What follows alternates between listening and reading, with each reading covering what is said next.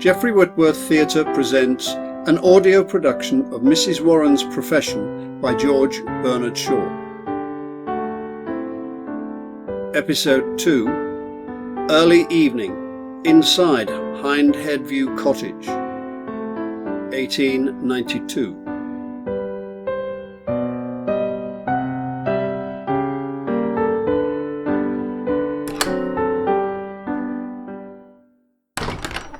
Oh, Lord, I don't know which is the worst of the country, the walking or the sitting at home with nothing to do. I could do with a whisky and soda now very well. If only they had such things in this place. Perhaps Vivie's got some. Nonsense. What would a young girl like her be doing with such things? Oh, never mind, it don't matter. I wonder how she passes her time here. I'd a good deal rather be in Vienna. Let me take you there. Ah, would you? I'm beginning to think you're a chip off the old block. Like the governor, eh? Never you mind. What do you know about such things? You're only a boy. Do come to Vienna with me. It'd be ever such larks. No, thank you. Vienna is no place for you. At least, not until you're a little older. Now, look here, little boy. I know you through and through by your likeness to your father better than you know yourself. Don't you go taking any silly ideas into your head about me, do you hear? Can't help it, my dear Mrs. Warren. It runs in the family. There, I shouldn't have done that. Oh, it's only a motherly kiss. I am wicked. Oh, never you mind, my dear. Go and make love to Vivie. So I have. What? Well, Vivie and I are ever such chums. What do you mean? Now, see here, I won't have any young scamp tampering with my little girl, do you hear? I won't have it. My dear Mrs. Warren, don't you be alarmed. My intentions are honourable, ever so honourable, and your little girl is jolly well able to take care of herself. She don't need looking after half so much as her mother. She ain't so handsome, you know. Well, you have got a nice healthy 2 inches of cheek all over you. I don't know where you got it. Not from your father, anyhow. The gypsies, I suppose. The broom squires are far worse. Shh, remember, you've had your warning. The perjury at Winchester Assizes is deplorable. Well, what became of you two? And where's Praddy and Vivie? They went up the hill. We went to the village. I wanted a drink. Well, you oughtn't go off like that without telling me. They've no right to stay out after dark like this. If only they'd come in and let us have supper. What harm are they doing you? Well, harm or not, I don't like it. Better not wait for them, Mrs. Warren. Pray will stay out as long as possible. He has never known what it is to stroll over the heath on a summer night with my Vivie. I say, come on. Look, Frank, once and for all, it's out of the question. Mrs. Warren will tell you that it's not to be thought of. Of course not. Is that so, Mrs. Warren? Well, Sam, I don't know. If the girl wants to get married, no good can come of keeping her unmarried. But married to him, your daughter to my son, only think, it's impossible. Of course it's impossible. Don't be a fool, Kitty. Why not? Isn't my daughter good enough for your son? But surely, my dear Mrs. Warren, you know the reasons. I know no reasons. If you know of any, you can tell them to the lad, or to the girl, or to your congregation, if you like. You know very well that I couldn't tell anyone the reasons. But my boy will believe me when I tell him there are reasons. Quite right, Dad, he will. But has your boy's conduct ever been influenced by your reasons? You can't marry her, and that's all about it. What have you got to do with it, pray? Precisely what I was going to ask myself, in my own graceful fashion. I suppose you don't want to marry the girl to a man younger than herself and without either a profession or twopence to keep her on. Ask Sam if you don't believe me. How much more money are you going to give him? Not another penny. He's had his patrimony, and he spent the last of it in July. There, I told you. This is ever so mercenary. Do you suppose Miss Warren's going to marry for money? If we love one another... Thank you. Your love's a pretty cheap commodity, my lad. If you have no means of keeping a wife, that settles it. You can't have Vivie.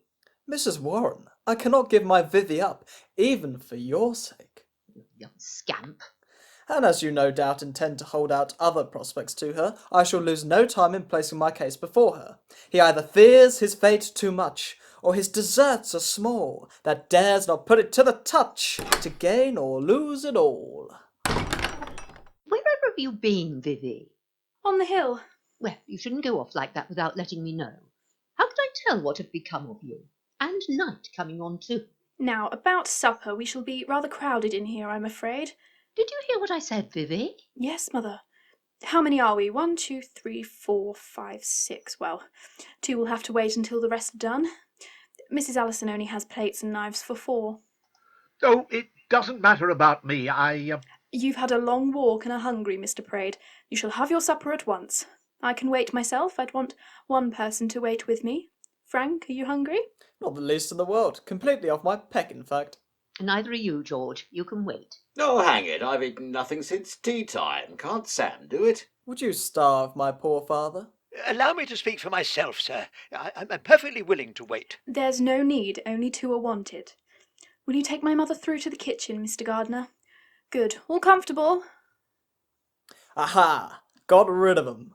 Well, Vivens, what do you think of my governor? I've hardly spoken to him. He doesn't strike me as a particularly able person. Oh, well, you know, the old man is not altogether such a fool as he looks. You see, he was shoved into the church rather, and in trying to live up to it, he makes a much bigger ass of himself than he really is. I don't dislike him as much as you might expect. He means well. How do you think you'll get on with him? I don't think my future life will be much concerned with him, or with any of that old circle of my mother's. Except perhaps Praed. What do you think of my mother? Really and truly? Yes, really and truly. Well, she's ever so jolly, but she's rather a caution, isn't she? And Crofts. Oh my eye, Crofts. What a lot, Frank. What a crew. If I thought that I was like that I was going to be a waster, shifting along from one meal to another with no purpose, no character, no grit in me, well, I'd open an artery and bleed to death without a moment's hesitation. Oh no, you wouldn't. Why should they take any grind when they can afford not to? I wish I had their luck. No, what I object to is their form. It isn't the thing, it's slovenly, ever so slovenly. Do you think your form will be any better when you're as old as Crofts if you don't work? Of course I do. Ever so much better. Vivens mustn't lecture. Her little boy is incorrigible. Off with you. Vivens is not in a humour for petting her little boy this evening. How unkind. Be serious. I'm serious. Good. Let us talk learnedly, Miss Warren. Do you know that all the most advanced thinkers are agreed that half the diseases of modern civilization are due to starvation of the affections of the young? Now Oh, you are very tiresome. Have you room for Frank there? He's complaining of starvation. Her little boy will be ever so even with his Vivens for this. Of course there's room for you too, Vivie. I've finished. Come along, Mr. Frank. That's it, Vivie, sit down. You must be famished. I shall retire to the parlour. Why, George, you can't be done. You've eaten nothing. Is there anything wrong with you? No, all I wanted was a drink. Well, I like enough to eat. A little of that cold beef and cheese and lettuce goes a long way. Why do you go encouraging that young pup for? Now, see here, George, what are you up to about that girl? I've been watching your way of looking at her. Remember, I know you and what your looks mean. There's no harm in looking at her, is there? I'd put you out and pack you back to London pretty soon if I saw any of your nonsense. My girl's little finger is more to me than your whole body and soul. Make your mind easy. The young pup has no more chance than you have. Mayn't a man take an interest in a girl? Not a man like you. How old is she? Never you mind how old she is. Why do you make such a secret of it? Because I choose. Well, I'm not 50 yet, and my property is as good as it ever was. Yes, because you're as stingy as you're vicious. And a baronet isn't to be picked up every day. No other man in my position would put up with you for a mother-in-law. Why shouldn't she marry me? You? We 3 could live together quite comfortably. I'd die before her and leave her a bouncing widow with plenty of money. Why not? Look here, Kitty. You're a sensible woman. You needn't put on any moral airs. I'll ask no more questions, and you need answer none. I'll settle the whole property on her, and if you want a cheque for yourself on the wedding day, you can name any figure you like, in reason. So, it's come to that with you, George, like all the other worn-out old creatures. Damn you! Frank, my boy, it's time for us to be thinking of home. You can take Braid home at once, and I'll stay here and entertain Mrs. Warren. You'll pick up Crofts in the garden. He'll be excellent company for the ball pup. Come with us, Frank. Mrs. Warren has not seen Miss Vivie for a long time, and we have prevented them from having a moment together yet. Of course. I forgot. Ever so thanks for reminding me. Perfect gentleman, Praddy. Always were. My ideal through life. Ah, if only you had been my father instead of this unworthy old man. Silence, sir, silence. You are profane. You should keep him in better order, Sam. Good night. Here, take George's hat and stick with my compliments. Good night. Come along, sir, at once. Bye-bye, Praddy. Bye-bye, Kitty. Kissums? No, I hate you. Sorry. Good night, dear Mrs. Warren. Did you ever in your life hear anyone rattle on so? Isn't he a tease? Now that I think of it, dearie, don't you go encouraging him. I'm sure he's a regular good-for-nothing. I'm afraid so. Poor Frank. I shall have to get rid of him. But I shall feel sorry for him. Though he's not worth it. That man Crofts does not seem to me to be good for much either, is he? What do you know of men, child, to talk that way of them? You'll have to make up your mind to see a good deal of Sir George Crofts, as he's a friend of mine. Why? Do you expect that we shall be much together? You and I mean. Of course, until you're married. You're not going back to college again. Do you think my way of life would suit you? I doubt it. Your way of life? What do you mean? Has it really never occurred to you, Mother, that I have a way of life like other people? Oh, what nonsense is this you're trying to talk? Do you want to show your independence now that you're a great little person at school? Don't be a fool, child. That's all you have to say on the subject, is it, Mother? Don't you keep on asking me questions like that. Hold your tongue. You and your way of life, indeed. What next? Your way of life will be what I please, so it will. I've been noticing these airs in you ever since you got that tripos or whatever you call it. If you think that I'm going to put up with them, you're mistaken, and the sooner you find out, the better. That's all I have to say on the subject, indeed. Do you know who you're speaking to, miss? No. Who are you? What are you? Oh, you young imp. Everybody knows my reputation, my social standing, and the profession I intend to pursue. I know nothing about you. What is this way of life of which you invite me to share with you and Sir George Crofts, pray? Take care. I shall do something I'll be sorry after. And you too. Well, let us drop the subject until you are better able to face it. You want some good walks and a little lawn tennis to set you up. You are shockingly out of condition. You were not able to manage 20 yards up the hill today without stopping to pant. And your wrists, they're mere rolls of fat. Look at mine. Vivie. Oh, now pray don't begin to cry. Anything but that. I really cannot stand whimpering. I will go out of the room if you do. Oh, darling, how can you be so hard on me? Have I no rights over you as your mother? Are you my mother?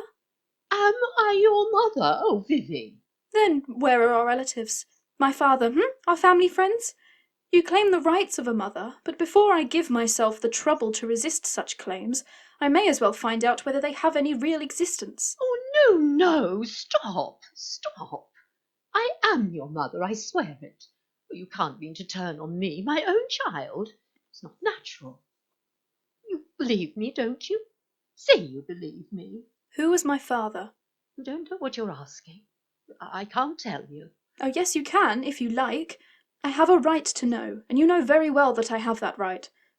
You can refuse to tell me if you please, but if you do, you will see the last of me tomorrow morning. Oh, it's too horrible to hear you talk like that. You wouldn't, you couldn't leave me. Yes, without a moment's hesitation, if you trifle with me about this.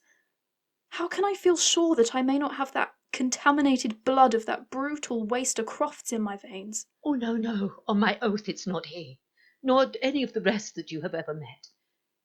I'm certain of that, at least. You are certain of that, at least. Ah, you mean that's all you're certain of? I see. Oh, no more tears, Mother. You know you don't feel a bit of it. Well, that is enough for tonight. And what hour do you like your breakfast? Is 8:30 too early for you? My God, what sort of woman are you? The sort the world is mostly made of, I should hope. Otherwise I don't understand how business gets done. What about bed? It is past 10. What's the use of my going to bed? Do you think I could sleep? Why not? I shall. You've no heart. Oh, I won't bear it. I won't put up with the injustice of it. What right have you to set yourself up above me like this? You boast of what you are to me. To me, who gave you a chance of being what you are. What chance had I? Shame on you for a bad daughter and a stuck-up prude. Don't think for a moment I set myself above you in any way. You attacked me with the conventional authority of a mother, and I just defended myself with the conventional superiority of a respectable woman. I am not going to stand for any of your nonsense, and when you drop it, I shall not expect you to stand any of mine. I shall always respect your right to your own opinions and your own way of life. My own opinions and my own way of life. Listen to her talking.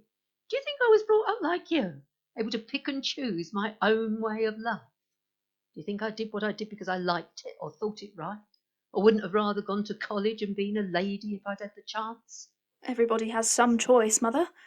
The poorest girl alive may not be able to choose between being Queen of England or Principal of Newnham, but she can choose between rag-picking and flower-selling according to her taste. People are always blaming circumstances for what they are. I don't believe in circumstances. The people who get on in this world are the people who get up and look for what circumstances they want, and if they can't find them, they make them. Here. Would you like to know what my circumstances were? Yes, you'd better tell me. Do you know what your grandmother was? No? No. You don't. I do. She called herself a widow, had a fried fish stock down by the Mint and kept herself and 4 daughters out of it. 2 of us were sisters, that was me and Liz. Well, you're both good-looking and well-made. The other 2 were only half-sisters, undersized, ugly, starved-looking, hard-working, honest, poor creatures. They were respectable ones. Well, what did they get by their respectability? I'll tell you. One of them worked in a white lead factory 12 hours a day for 9 shillings a week until she died of lead poisoning. The other married a government labourer in the Deptford victualling yard and kept his room and the 3 children neat and tidy on 18 shillings a week until he took to drink. That was worth being respectable for, wasn't it? Did you and your sister think so? Well, Liz didn't, I'll tell you. She had more spirit. One night she went out and never came back. The clergyman at our church school was always warning me that Lizzie'd end up by jumping off Waterloo Bridge. Poor fool, that's all he knew about it. But I was more afraid of the white lead factory than I was the river. And so would you have been in my place. And then that clergyman got me a situation as a scullery maid in a temperance kitchen. Then I was a waitress. And then I went to the bar at Waterloo Station. 14 hours a day serving drinks and washing glasses for 4 shillings a week and me board. Well, one cold, wretched night, when I was so tired I could hardly keep myself awake, who should come up for half a scotch but Lizzie, in a long fur cloak, elegant and comfortable, with a lot of sovereigns in her purse. My Aunt Lizzie? Yes, and a very good aunt to have too. She's living down at Winchester now, close to the cathedral. One of the most respectable ladies there. No river for Liz, thank you. You remind me of Liz a little. She was a first-rate businesswoman. Never let herself look too like what she was. When she saw I'd grown up good-looking, she said to me across the bar, "What are you doing there, you little fool, wearing out your health and your appearance for other people's profit?" Liz was saving money then to take a house for herself in Brussels, and she thought we 2 could save faster than one. So she lent me some money, and I saved steadily too, and then went into the business with her as a partner. The house in Brussels was real high class. Much better place for a woman to be in than that lead factory. None of the girls were ever treated as though I was in the temperance place or the Waterloo bar or at home. Would you have had me stay in them and become a worn-out old drudge before I was 40? No, but why did you choose that business? Saving money and good management will succeed in any business. But where can a woman get the money to save in any other business? Now, if you have a turn for music or the stage or newspaper writing, that's different. But neither Liz nor I had a turn for any such things at all. All we had was our appearance and our turn for pleasing men. You think we were such fools as to let other people trade on our good looks by employing us as shop girls or barmaids or waitresses, when we could trade in them ourselves and get all the profits instead of starvation wages? You were certainly quite justified, from the business point of view. Yes, or any other point of view. What is any respectable girl brought up to do but catch some rich man's fancy and get the benefit of his money by marrying him? As if a marriage ceremony could make any difference in the right or wrong of the thing. The hypocrisy of the world makes me sick. If Liz and I hadn't worked like we did, we should be as poor as any good-for-nothing, drunken waster of a woman that thinks her luck will last forever. I despise such people. They've no character, and if there's a thing I hate in a woman, it's want of character. Come now, Mother, frankly.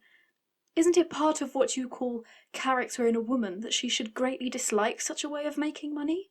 Why, of course. Everybody dislikes having to work and make money, but they have to do it all the same. I'm sure I've pitied a poor girl having to try and please some half-drunken fool that thinks he's making himself agreeable when disgusting a woman. But she has to bear with the disagreeables and take the rough with the smooth, just like a nurse in the hospital or anyone else.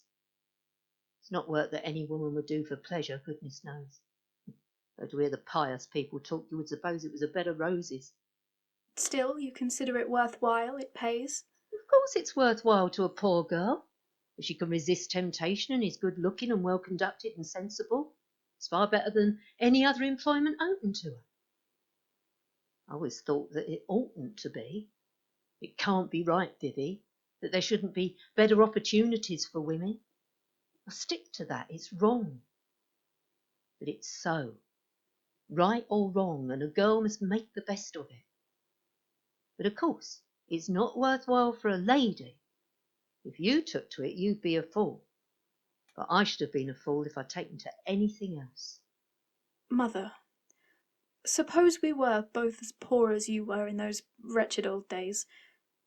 Are you quite sure that you wouldn't advise me to try the Waterloo bar, or marry a labourer, or even go into a factory? Of course not. What sort of mother do you take me for?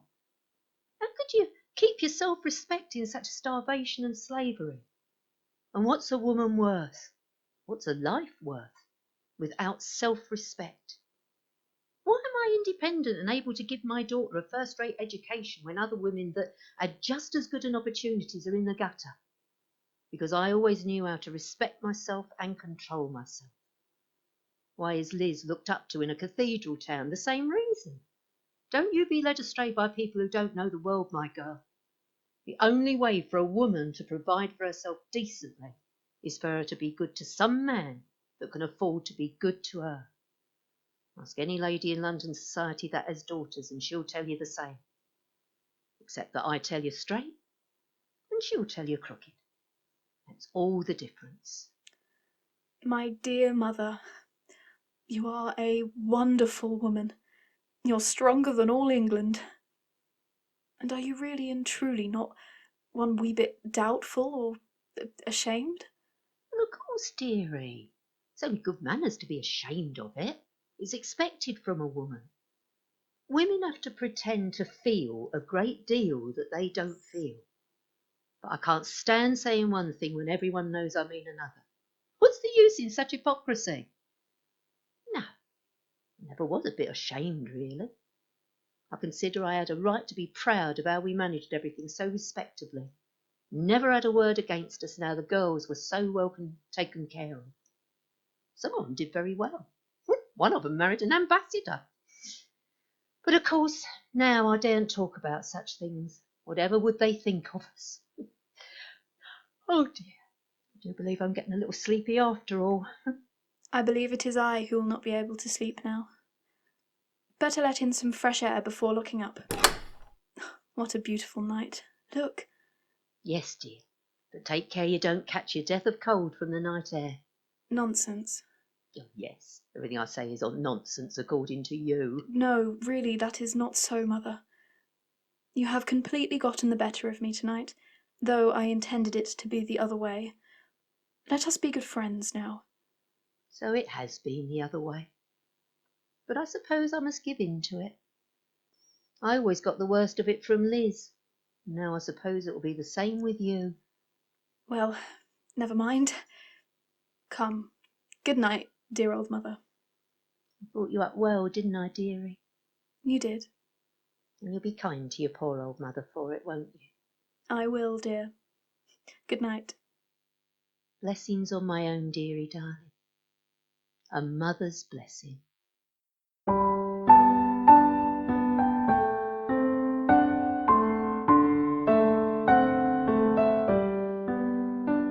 A GWT audio production with Gerald Bishop as Praed, Hannah Holland as Vivie Warren, Claire Dingley as Mrs. Kitty Warren, Ross Holland as Sir George Crofts, Sam Head as Frank Gardner, Maurice Tripp as the Reverend Samuel Gardner. Recorded and edited by James MacLeod, directed by Pauline Armour.